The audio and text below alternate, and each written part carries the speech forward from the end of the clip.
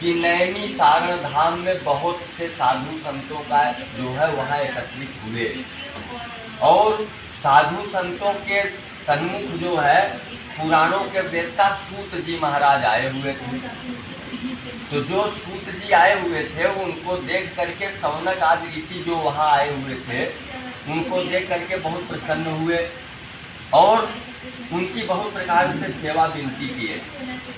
फिर उनसे कहे कि हे प्रभु, जगत के कल्याण के लिए कोई ऐसी छोटी पूजा बताइए जो कम समय में और कम खर्च में और सबसे अधिक पुण्य देने वाली कथा हो। ऐसी कथा कोई हो तो आप बताइए। तो सूत जी ने सौनक आदि ऋषियों को नैमी सारण धाम में सत्यनारायण भगवान की कथा सबसे पहले सुनाई और उन्होंने कथा में सुनाया क्या कि एक बार महात्मा नारद जी मृत्युलोक में भ्रमण करते हुए आए। मृत्युलोक में भ्रमण करते हुए आए तो लोगों को नाना प्रकार के कष्टों से दुखी होते हुए देखा। कोई तन से परेशान, कोई मन से परेशान, कोई धन से परेशान, हर व्यक्ति किसी न किसी रूप में परेशान रहा। तो इनकी परेशानी देख करके वो तत्काल विष्णु लोक वैकुंठ को गए। वहाँ वन मालाओं से अलंकृत भगवान चतुर्भुज विष्णु शेषनाग की सैया पे विराजमान थे। लक्ष्मी जी उनके चरणों के पास बैठी हुई थी और नारद जी वहाँ हाथ जोड़ करके जो है बहुत सी प्रकार से भगवान की स्तुति विनती करते हैं। तो भगवान प्रसन्न होते हैं, कहते हैं नारद तुम यहाँ क्यों आए हो, तुम्हारे मन में क्या है।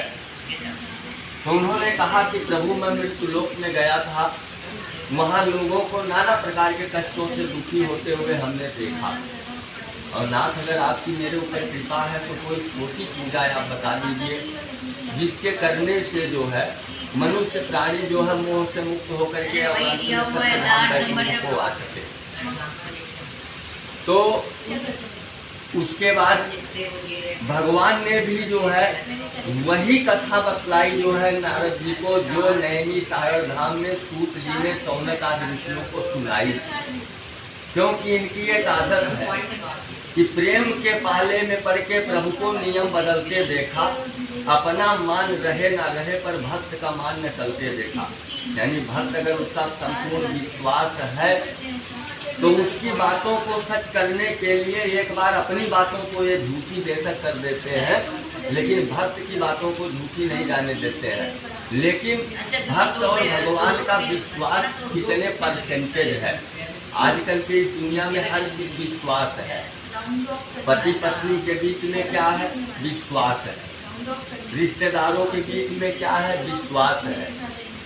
और यही विश्वास भक्त और भगवान के बीच में भी होता है। तो जिसका विश्वास का जितना परसेंटेज जबर होता है उस परसेंटेज से भगवान उसको फल अवश्य देते हैं, इसमें कोई संदेह नहीं है। तो नारद जी ने पूछा कि प्रभु सत्यनारायण भगवान की कथा कब सुननी चाहिए, इसको सुनने के लिए कौन कौन सी वस्तु की आवश्यकता पड़ती है। तो भगवान ने कहा कि सत्यनारायण भगवान की कथा कोई भी मनुष्य किसी भी समय सुन सकता है।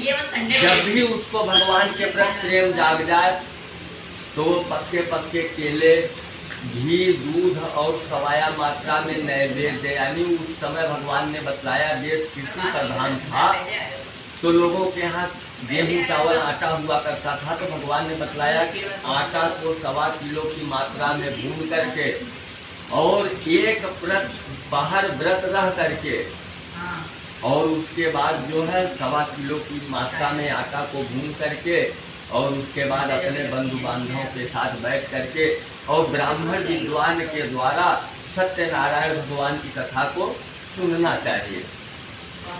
तो भगवान ने कहा, भगवान से नारद जी ने कहा कि प्रभु लेकिन हम तो मृत्युलोक में देखे कि मनुष्य बहुत चालू है, वो कम काम करना चाहता है और तनख्वाह ज़्यादा लेना चाहता है, मेहनत नहीं करना चाहता है, फल उसको ज़्यादा चाहिए।